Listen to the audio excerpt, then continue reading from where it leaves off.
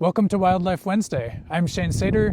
I write the What's Going On Out There blog and podcast, and I'm here today in this rather open, barren landscape to talk to you about a really cool rodent, the porcupine.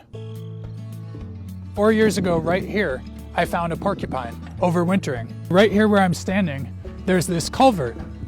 And what I found 4 years ago is that the porcupine was denning in here. What was it doing in this open landscape? We often think of porcupines being associated with forested habitats.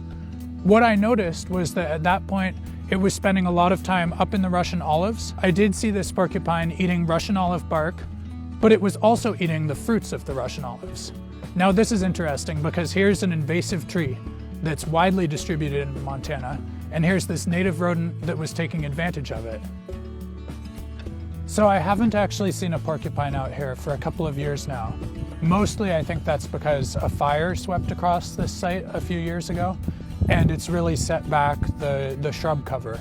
But this also is an eerie parallel to the bigger picture with porcupines in Montana, that particularly west of the Continental Divide here, it's become very rare to see porcupines at all.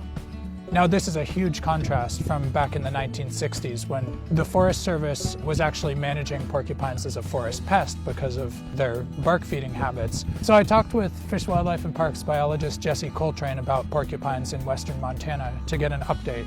And what she told me is that they're still really rare. This seems to mirror a pattern across a good chunk of the West. So what's going on? Unlike other rodents, porcupines are actually very slow to reproduce. At most, they have one baby per year. And because winters are so tough and they're eating basically this cardboard-like tree bark, it often takes them 2 years in our climate to build up enough fat reserves to have another baby. They're also long-lived animals, so between this low reproduction and the long lifespan, if someone shoots or poisons a porcupine, it can be a major loss for the population. And so it seems like after all of those years of considering porcupines as a pest, it's just really hard for them to recover. So if you see a porcupine, especially in western Montana, consider yourself lucky. Please don't shoot it. Thanks for coming to Wildlife Wednesday.